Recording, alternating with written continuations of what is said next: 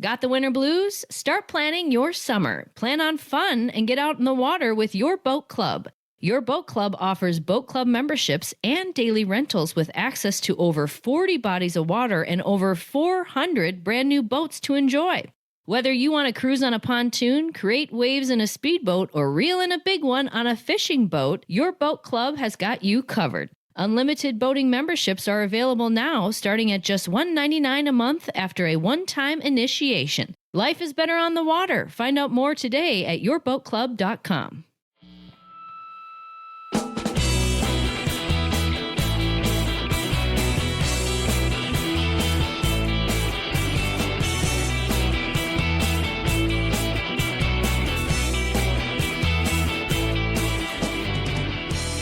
This will be our season preview edition of the Chin Music Show, our baseball show at talknorth.com.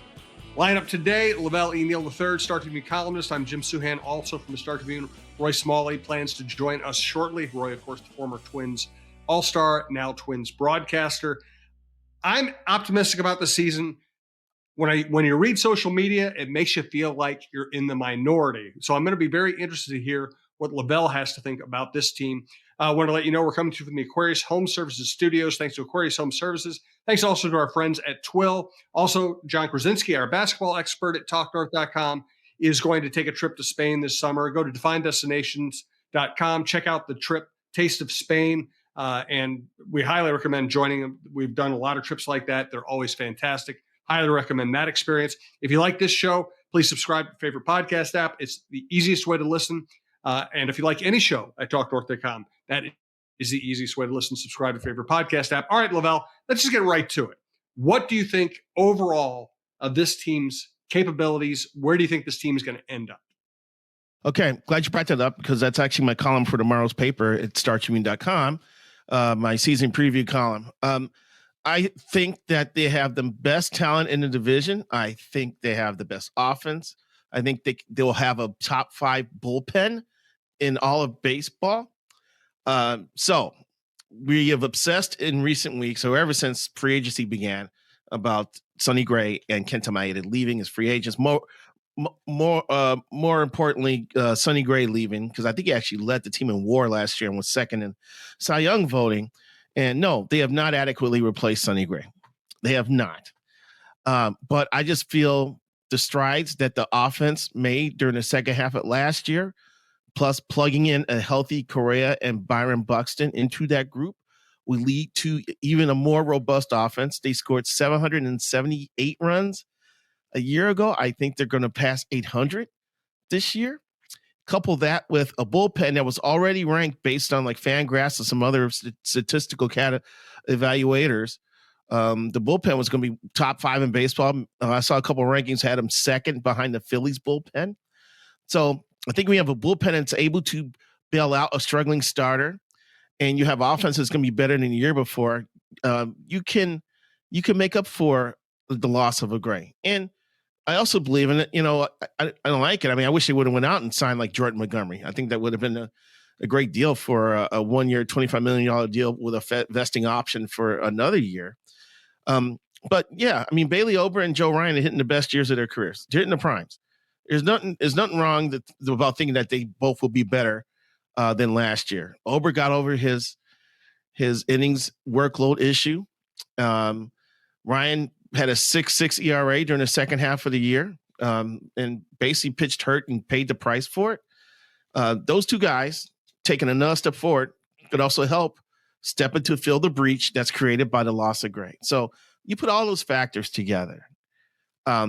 I see the Twins I got them at 89 wins, I believe. It'd be over 90 if the bullpen was totally healthy going into the season. They may have to take a couple lumps early, but I also think they have enough depth because of Brock Stewart and Griffin Jacks to pretend that they're a closer for a month until everybody gets healthy. So I see 89 wins. It'd be over 90 if everybody was healthy. And I see a team that's going to win another division title. Roy, what do you think? I agree with LaVelle for the most part. I just see some potential flies in the ointment, and which you always do every year with any team. You never know how performance is going to turn out, or how injury is going to turn out. But just let's say everybody stays healthy, and this is the pitching staff they have. I still think that Joe Ryan has an awful lot to prove. I don't think that. I think injuries bothered him in the second half, obviously, but even in the first half of the year, he was not dominating good hitting lineups, or he wasn't pitching well against good hitting lineups because of the lack of really sharp changeup and breaking ball. And if those two pitches come around, if he figures those out to a better degree, then I'm really with LaVelle. I think that he could win 15 ball games pretty easily. I like Ober's chances to be an awful lot better. So I'm in agreement for the most part.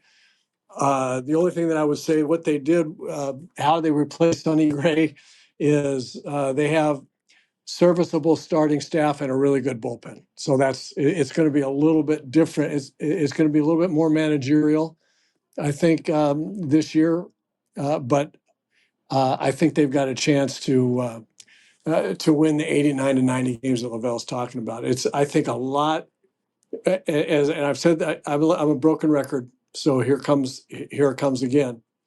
I think Correa is going to be better. I'm just counting on that. So I think it's Buxton staying healthy and Joe Ryan taking the next step. I think those are the two keys. And I tend to be overly optimistic this time of the year. I admit it. I know what my track record is. Of course, I underpredicted the year they won 101 games. I didn't see that one coming.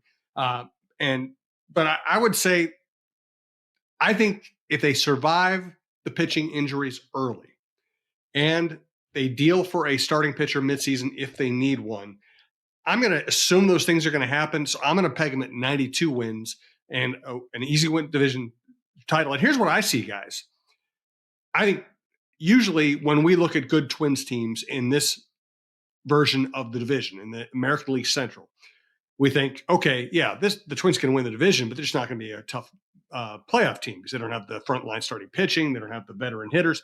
I think this team, because of the injuries, is going to have to deal with a battle to win the division. But I love what this team might be able to do in the postseason because they have a true ace. They have all-star closer. They have a bunch of power arms in the bullpen, and they have a very deep and talented lineup. So I think if they can find a way to survive the division, I could see this being a dangerous postseason team. Let's go with Roy this time. I would not disagree with that at all. And what we're seeing is, I think, some pretty good character in terms of the lineup. So that when they face tough teams in the postseason, they've got a chance. It's not that they killed mediocre pitching during the course of the season. They've got to step up and hit against the best in the postseason. And we saw what Royce Lewis did, even though Houston worked him a little bit.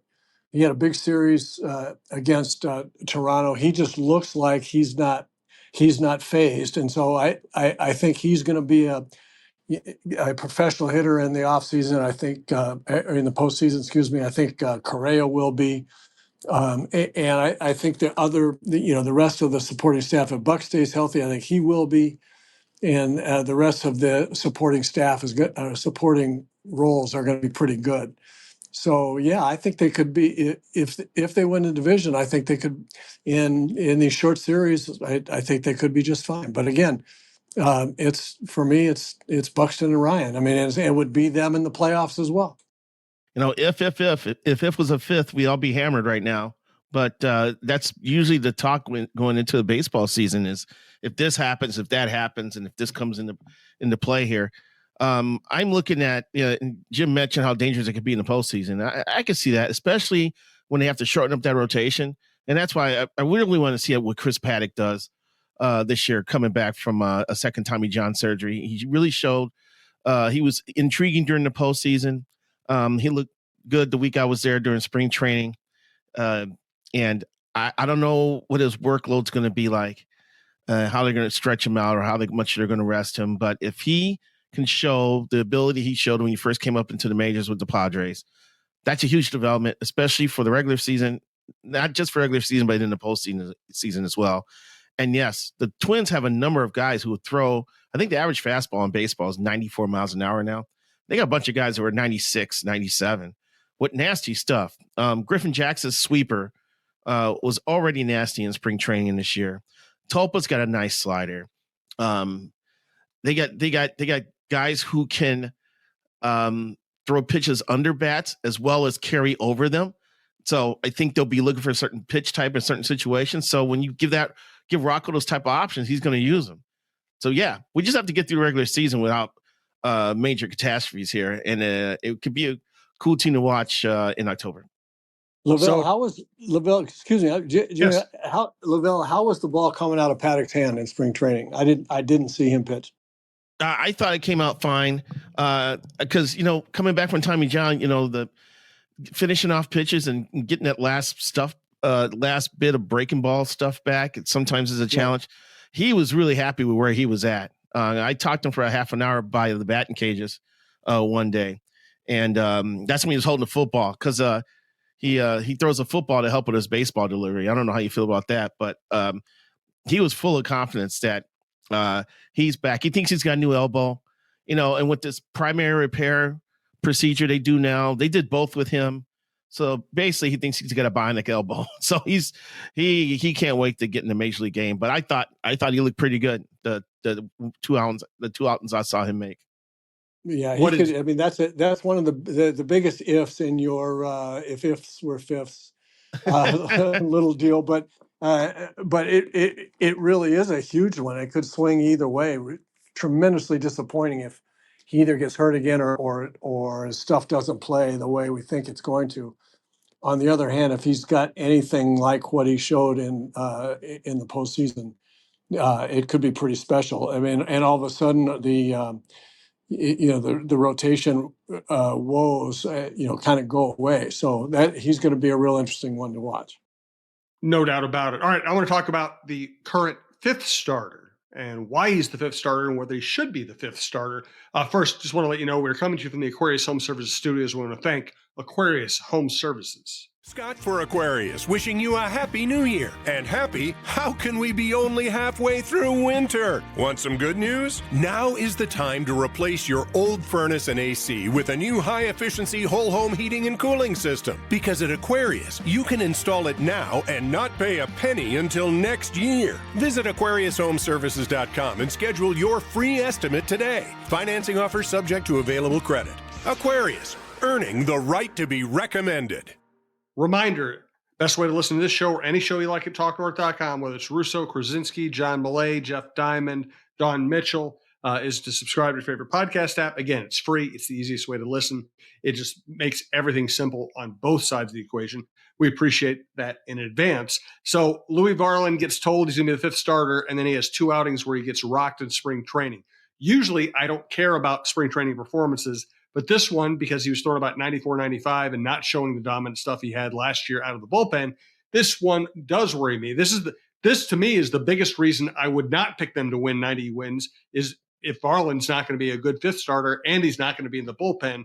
Roy. Well, yeah, I mean, I've talked about this before. As a starter, he just hasn't, to date, he hasn't shown it. He's shown toughness. He's shown the ability to throw the ball over the plate. But when he came out of the bullpen, it was 97, 98. He's got a straight fastball. And, at 97, 98 out of the bullpen for an inning, that plays really well.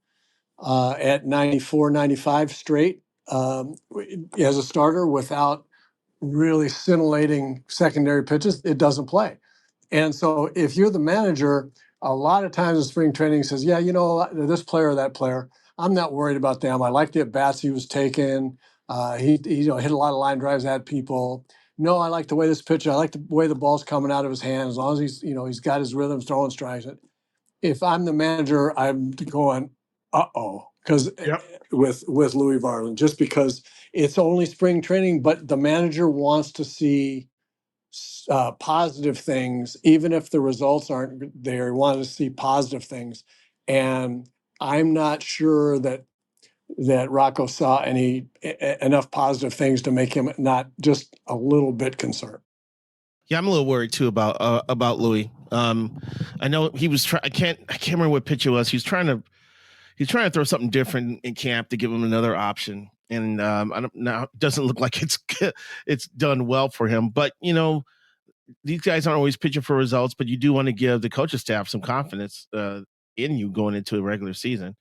So I'm a little concerned too. But you know what? He's the one who's clearly he prefers to be a starter over a reliever. So he's got to keep that in the back of his mind when he's on the mound here going, I got to prove why I don't want to be a reliever, or he's going to be a reliever. This is the one area that, Jim is right, because if Varland doesn't, Varland has to just be okay too. He's the fifth starter. It's not like he has to be, lights out. He just has to be functional. He can't do that. Then now you've got a collection of guys, Brett Hedrick, Sammy Woods Richardson, David Festa, Randy Dobnak, who all are going to be at St. Paul as guys that the Twins are going to have to look at. So I think they're going to keep tabs with some unemployed veterans right now, and they may have to go get a starter at the trade deadline.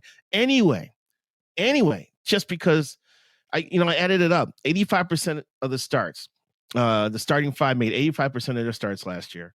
That was just a huge number that can't be duplicated. They're going to need to rely on the bottom five.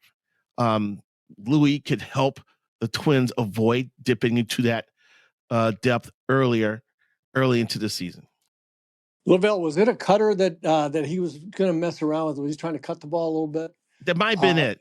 I think so. I think so. I think he was thinking about that. But here's the deal. Gene Mock told me a long time ago he had a veteran guy that pitched his rear end off in spring training, and he didn't make the team. They let him go, and he couldn't believe why he didn't make the team. Went into Gene's office and asked him, and he said, "Look, man, I love you.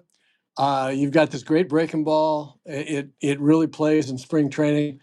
These guys here in spring training, you're in effect, you look a lot better than you really are, because the guys are just hitting fastballs in spring training, and they're not ready to hit your big league breaking ball yet, and there's not enough else left there, right? And so if we take that to modern day baseball, and Griffin Jackson he's throwing hard, but what you said, LaVelle, is that he's got this great sweeper, and it was dominant in spring training. There's probably a little bit of, the guys aren't ready to hit a sweeper of that caliber, right away in spring training.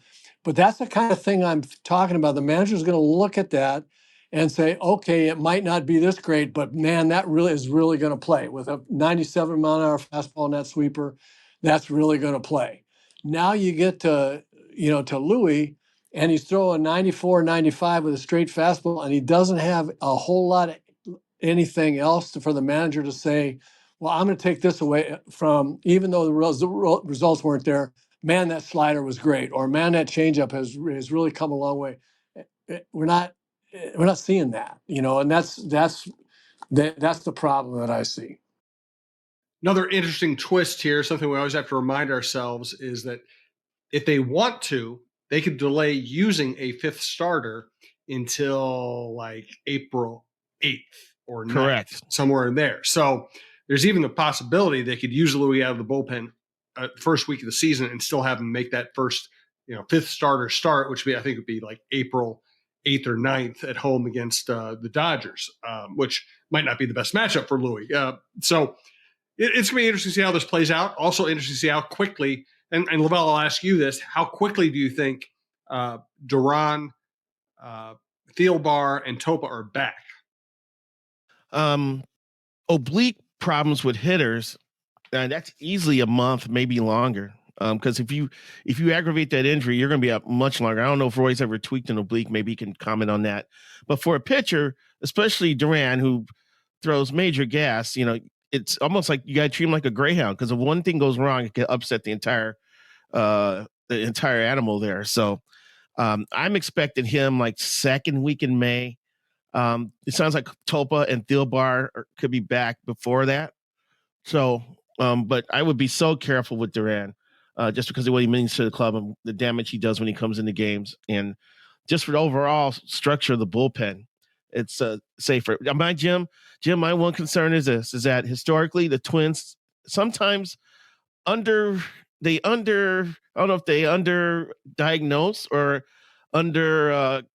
they don't describe the injuries correctly and they end up missing more time than they should. And if that happens, I'll be very disappointed in this case. I have not I never had an oblique injury. I've been around some of them, and for hitters, they are really, really tough. I think it would, my suspicion is that it would be much easier for a hitter to come back too soon and re-injure than a pitcher who's feeling, a big, strong guy like Duran feeling strong and feels like his oblique's okay. You're right, LaVelle. I mean, he's a finely tuned machine, but I think oblique may be a little bit easier for a one inning relief guy. We'll see about that. The other thing I'd want to say about obliques is I remember some when I was playing. They are commonplace in the big leagues right now, and it's another one of those injury, soft tissue injury head scratchers that we've talked about, many times. It's like, why are there so many hamstrings now? We didn't used to have those that much. Why are there obliques? I mean, we never saw that. So I don't know, I don't think they know what to do about it. It's just really, it's a problem that has popped up here in modern day baseball. He didn't have a full spring training either, so when you start ramping him up, how long do you need to ramp him up before you can trust him in a major league game? I mean, I would leave him in Florida right now. I'm sure he's down there now. I wouldn't bring him back in this cold ass weather and they have to mess around with it. I keep him in campus where I can monitor him the right way, and he'll be in warm weather and ease his way back, and then have him see some hitters, and then maybe come to St. Paul at the end of April and face hitters for a few days before coming up. But I just don't know how much ramping up does he need now that he's missed a chunk of time. Yeah, well, we will be finding out, and that is another key to this season. All right, 2 topics I want to get to today. First, LaVelle used to have fun with the old pick to click at the end of spring training. So I'm going to ask LaVelle and Roy, give me a hitter and a pitcher who you think will either outperform expectations or just perform exceptionally well. Let's start with LaVelle. Well, it's funny you brought that up, Jim, because I still have my picks to click announced in the press box at Hammond Stadium. And I actually submitted them for yesterday's game. What a thrill for everybody there in Florida. I know. I did put it on. I did put it on social media last night. So, but my pitcher to click is Bailey Ober, and this is when I turned into Scott Boras with the terrible puns. So I said Bailey Ober. Bailey is over his innings workload issues. And then Brandon, we can edit that out, right? Continue, LaVelle. My hitter to click is Byron Buxton, and simply I wrote the boss is back. All right, I will accept both of those. What do you think, Roy? Hitter Royce Lewis. I think that he's going to be an exceptional player all around, and I think he's going to continue his really striking, startling talent. And poise and mental toughness at the plate. I don't think it's a straight line north necessarily. I think there's going to be some ups and downs. I think they're going to work him hard inside with fastballs and slider him away, and he's going to have to adjust to that. He's going to have to figure out how he wants to attack pitchers when he knows how they're going to attack him, and especially for a guy that wants it. It's not that he wants to hit the ball out of the ballpark to left field. He just does that naturally, and so if they're pitching him inside, he thinks he might get it in there. The slider away, as we saw with the Houston pitchers, that's going to give him some trouble. But the thing about Royce Lewis is that nothing gets him down. You throw him, he can. We're going to see some stretches where he strikes out 3 times, and the 4th time somebody hangs him a breaking ball, and he hits a 3-run. I shouldn't say that. He hits a grand slam, and Yes. and wins the game. So he's my hitter. It won't be a perfect straight line, but it's going to be, by the end of the season, it's going to be really good. And with the pitcher, I'm going to go with Joe Ryan, that he'll be better. I don't know what the expectations are. He's going to be better through a full season this year than he was last year. Right? No injuries. Figure out some secondary pitches, and I think he ends up pitching real well. And I mainly say I pick him because they really need him. They need me to be right on this one. No doubt. All right, my picks, and I'm not going to pick the same people you guys picked, so I'll go a little different direction. I'm going to go with Wallner. I think he's going to hit a lot of home runs in Target Field. I think that place is built for him. And I also just love the way he plays. He's a driven guy. He plays really hard in the field, excellent arm. And I just think I don't know what his average is going to be or his on-base percentage is going to be, but I think he's going to hit home runs, and they can always use that. Pitcher, I'm going to go Brock Stewart. He's probably going to get a chance to close some games early in the season.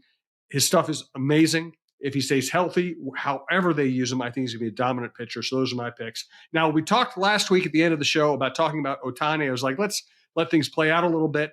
Let's talk about Ohtani. And Roy, what are your thoughts at this stage? Well, my thoughts haven't changed. I'm still, other than, are they going to be okay with his interpreter buddy taking the entire fall here, rightly or wrongly? And they said, well, the guy just stole from poor Ohtani, and Ohtani didn't do anything wrong. Okay, and baseball goes on, everything's fine. I just have a hard time thinking, and I want that to be the case. I mean, I don't want. I feel bad for this fellow. Gambling's a very tough disease, and I feel bad for him. And it's not that I want to see him, go to jail. The issues that I have are twofold. One is, how did Ohtani? I mean, $4.5 million. I don't care how much he's making. $4.5 million is a lot of money. And how does he not have any inkling that that's going on? And the second issue for me is, okay, this guy's dealing with a bookie out there in LA. How does the bookie let a guy that's making whatever he's making run up a $4.5 million gambling debt and not have an idea that there's some money coming from somewhere? So I still don't think maybe we'll never know the whole story, and maybe it's going to blow over. Maybe it'll be fine. I just think I think there are some worrisome things about it. Yeah, I'm concerned too. Here, the other thing too, with a lot of these interpreters, they're basically like a right-hand man for the players, and it goes beyond interpreting. It's running errands, negotiating things for them, making sure they're eating right, living with them, working out with them. So yeah, see how Ohtani could just miss $4.5 million. I think he knows, and eventually it's going to come out in the wash. There's at least two bodies investigating this now. Major League Baseball. I'm sure Major League Baseball is hiring an independent investigation firm to look into this, and the FBI is looking into it, because this is how it all started, because they were looking into this bookie. So this is going to be awful for baseball. Now, if Ohtani admits that he never bet on games and he just let his boy make all the decisions, it's still shaky, but I can see that a little bit. But there's no way Ohtani did not know about money flying out of his bank account. I also saw a betting expert, I think it was on ESPN, saying that if you lost $4.5 million, that might be an indication that you were betting tens or hundreds of millions of dollars. He basically was saying that it's not like he placed one $4 million bet and lost. If you lost that much, it's probably an indication of a massive amount of money being gambled. And that's where it would be very hard to figure out. I know $4.5 million is a lot of money, but it was like, if you were actually betting $20 million to lose $4 million, then it's really hard to figure out how Ohtani did not know. So Yeah, this is bad for baseball. I'll also be a complete contrarian in saying this. It would be terrible for baseball if this came out that Ohtani was betting. No doubt about it. Baseball has survived everything that's been thrown at it. We've seen the Black Sox. We've seen steroids. We've seen other gambling problems. We've seen Pete Rose. So no matter how bad it is, and it might be really bad, baseball will survive it. Well, I totally agree with that, Jim. I mean, when you look at it from this standpoint, let's say that what actually comes out is that Ohtani never bet on anything, but he paid off his buddy's gambling debts. See, he's going to be in trouble. Yep. But maybe not permanently. And even if there's permanent, if he bet on baseball games, then he's out. Yep. It would be a big blow to baseball not to have that kind of talent anymore. But it's not like I don't think what we're going to find out if he did any betting at all. I don't think it's going to be the kind of Black Sox Pete Rose scandalish. It's just going to be, your buddy screwed up big time. You screwed up by helping him. Probably shouldn't have bet on these horse races or whatever the heck it was. And he may be out, but the scandal is not as serious. It's not. Well, I guess what I'm trying to say is it doesn't go to. I don't think it's going to go to the integrity of the game nearly as much. I think it's going to be, at worst, it's going to be, Shohei has to go away. I wonder what it's going to be like for the Dodgers to go on the road once the season starts. On Ohtani, how visiting home fans on the road are going to treat the Dodgers and Ohtani. Are we going to see dollar signs? Probably the new Astros. Yeah. And what's going to happen when he goes to San Francisco? The Giants fans are going to they're going to go to town on this one. It's going to be crazy. No doubt. All right. Yeah, one last. No question. There's no question. He's going to get booed everywhere he goes, and there's going to be lots of signs. There's going to be a whole bunch of meme-worthy stuff. Hey, by the way, I speaking of memes, I got to tell you guys, I don't know if you saw this, but so Mookie Betts is hitting first for the Dodgers, right? Ohtani's hitting second, and there's a picture where Ohtani is standing to the left of Mookie Betts in the on-deck circle area.